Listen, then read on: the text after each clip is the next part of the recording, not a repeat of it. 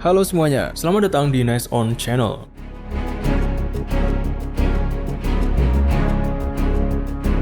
Pemerintah Indonesia akan menambah 24 unit jet tempur Rafale dari Prancis, bukan 12 seperti yang sebelumnya diberitakan. Surat kabar La Tribune melaporkan bahwa kontrak kemungkinan akan ditandatangani saat kunjungan Presiden Prabowo Subianto ke Paris pada 14 Juli 2025 atas undangan Presiden Emmanuel Macron untuk menghadiri Bastille Day. Dalam kunjungan itu, Prabowo akan menjadi tamu kehormatan, dan Indonesia akan mengirim 450 personel upacara yang akan berparade di Champs-Élysées. Indonesia sebelumnya telah memesan 42 jet Rafale pada 2022 dalam 3 tahap yakni 6, 18, dan 18 unit. Selain Rafale, kontrak lain yang mungkin ditandatangani meliputi 2 kapal selam Scorpène, hingga 36 sistem artileri Caesar, dan fregat dari Naval Group. Namun, belum ada keputusan final hingga menjelang kunjungan Prabowo. Keberadaan pesawat tempur Rafale bagi TNI AU sejatinya memiliki nilai strategis karena dapat memperkokoh kekuatan udara Indonesia.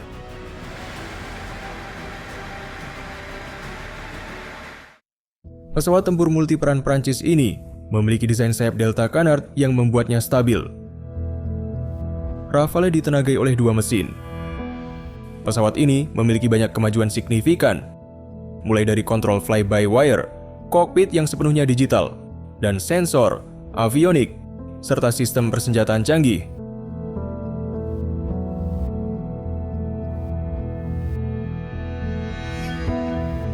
Rafale diproduksi oleh Dassault Aviation yang berpusat di Paris, Prancis.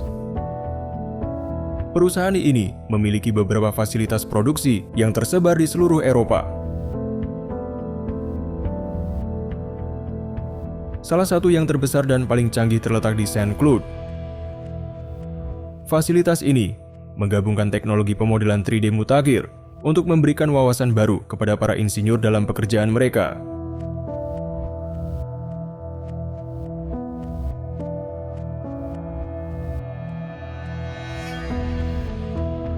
Setiap fasilitas memiliki spesialisasi sendiri, mulai dari memproduksi komponen dan sistem, hingga merakit komponen pesawat militer yang sudah jadi.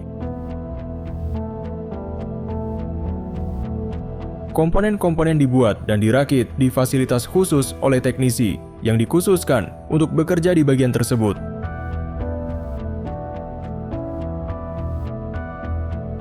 Kemudian badan pesawat, sayap, empennage, avionik, dan sistem onboard lainnya digabungkan untuk membentuk pesawat akhir.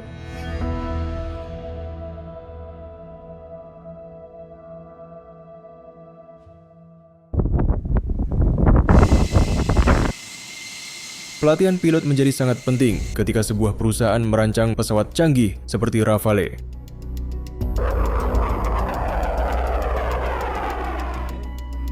Untuk itulah, insinyur di Dassault telah mengembangkan simulator misi lengkap yang mampu menyediakan lingkungan realistis dan mendalam untuk pelatihan pilot.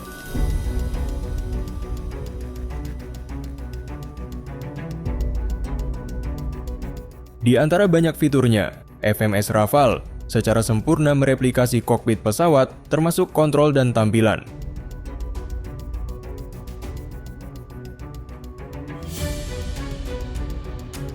Simulator ini juga dilengkapi dengan sistem visual canggih yang mampu mereproduksi medan, lapangan udara, kota, dan objek lain dengan realistis untuk meningkatkan kesadaran situasional dan visual.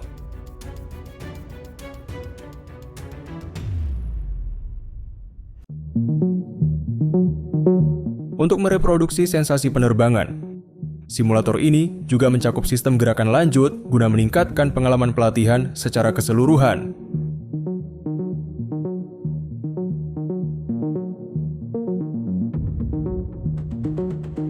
Karena ini adalah pesawat militer, simulator dapat diprogram sebelumnya dengan berbagai skenario misi yang mencakup pertempuran udara, serangan udara ke darat, rekognisi, dan lainnya.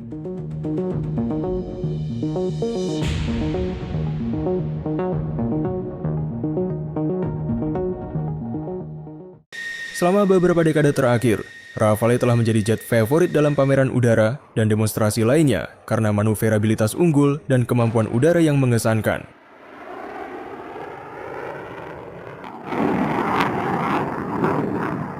Pilot di seluruh dunia memuji pesawat ini atas avioniknya yang canggih, yang memungkinkan kesadaran situasional yang lebih baik, deteksi target, dan kemampuan pertempuran yang sekaligus mendukung desain multiperan pesawat ini.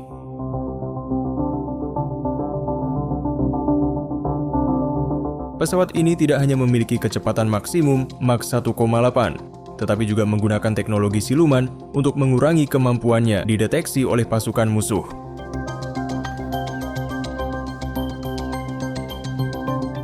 Selain Rafale, terdapat beberapa jet tempur lain yang memiliki karakteristik serupa dan layak dipertimbangkan oleh Indonesia sebagai bagian dari modernisasi alutsista generasi terbarunya. Salah satu yang mulai mencuri perhatian dunia adalah J-10CE, jet tempur generasi 4,5 buatan Cina yang dirancang untuk bersaing langsung dengan pesawat-pesawat buatan barat seperti Rafale dan F-16. Dari segi desain, J-10CE tampil dengan konfigurasi yang futuristik, sayap berbentuk delta dan canard di depan, serta struktur aerodinamis yang memungkinkan manuver agresif di udara. Tak hanya soal bentuk, performanya juga patut diperhitungkan. Jet ini dilengkapi radar AESA, sistem fly-by-wire digital, dan persenjataan udara ke udara jarak jauh PL-15 yang dianggap sebagai salah satu rudal paling mematikan di kelasnya. Meski berasal dari timur, J-10 telah muncul dalam banyak latihan tempur dan kompetisi udara di berbagai kawasan strategis. Bahkan beberapa di antaranya bersinggungan langsung dengan jet-jet unggulan barat di medan yang tegang dan sering jadi sorotan dunia. Salah satu keunggulan J-10CE terletak pada kombinasi teknologi modern dengan harga yang jauh lebih efisien dibandingkan rival baratnya. Ini membuat banyak negara mulai melirik jet ini sebagai solusi modernisasi armada dengan biaya lebih terjangkau.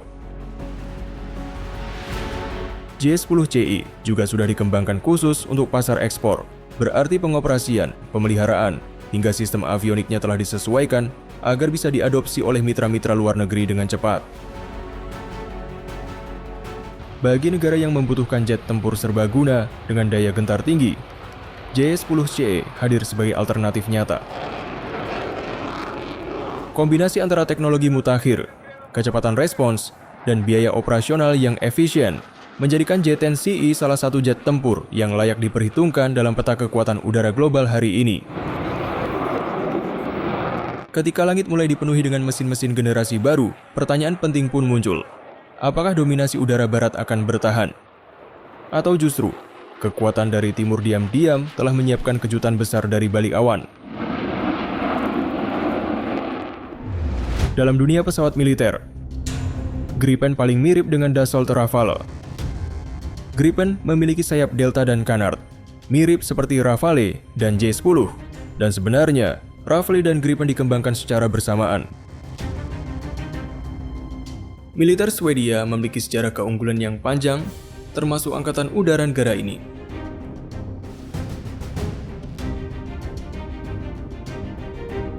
Meski bukan negara yang secara langsung terlibat dalam Perang Dingin, pemerintah memiliki minat yang jelas dalam mempertahankan pertahanan yang kuat sepanjang tahun 60-an, 70-an, dan 80-an.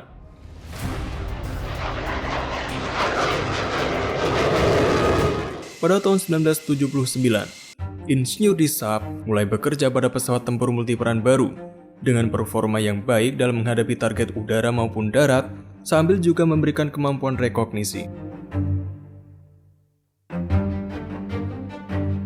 Hasilnya adalah JAS 39 Gripen, sebuah pesawat dengan konfigurasi sayap delta canard yang bagi banyak orang terlihat seperti sesuatu yang berasal dari film fiksi ilmiah.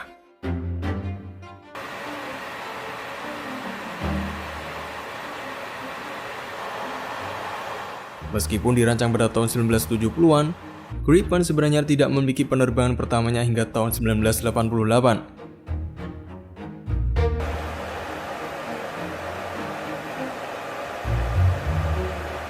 Selain itu, Pesawat ini baru aktif bertugas pada tahun 1996.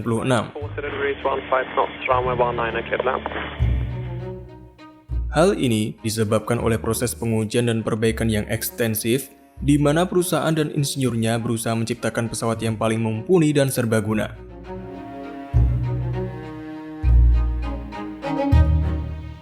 Beberapa varian dari JAS 39 telah dikembangkan, masing-masing lebih canggih dari varian sebelumnya.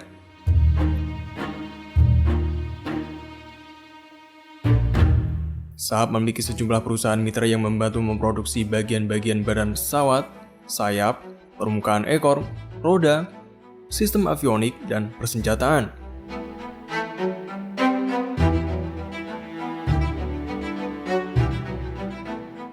Saab memiliki proses perakitan yang sangat unik, di mana berbagai komponen dikerjakan secara bersamaan, dan sebagian besar dikerjakan dengan tangan. Setiap komponen ini dirakit di satu atau lebih fasilitas, kemudian dikirim ke pabrik utama untuk perakitan akhir. Disinilah, komponen-komponen terpisah digabungkan menjadi pesawat akhir.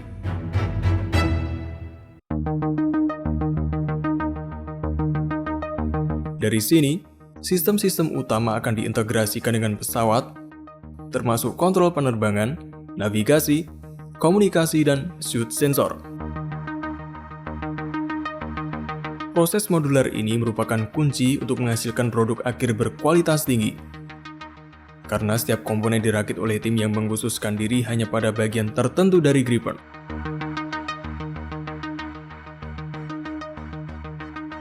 Meskipun memiliki waktu pengembangan yang lama dan proses perakitan yang tidak umum, Gripen secara luas dianggap sebagai salah satu pesawat militer paling mumpuni di dunia.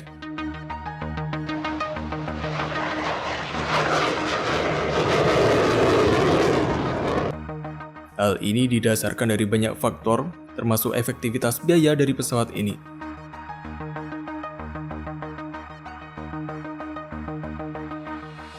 Misalnya, Gripen dikenal karena biaya siklus hidup rendahnya yang membuatnya terjangkau, baik dalam pengadaan maupun operasi.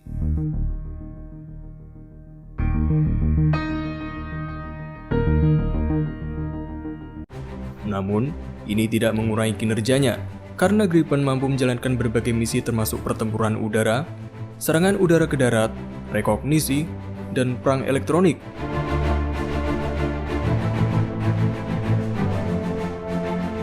Desain sayap deltanya yang unik dan inklusi sayap kecil atau canard di bagian depan badan pesawat secara drastis meningkatkan stabilitas dan handling secara keseluruhan.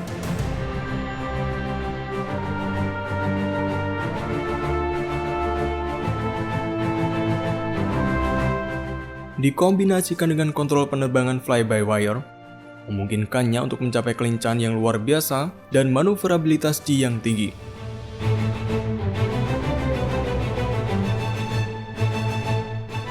Inilah akhir dari episode kali ini. Bagaimana menurutmu? Tulis pendapatmu di kolom komentar. Dan nantikan episode selanjutnya hanya di Nest On.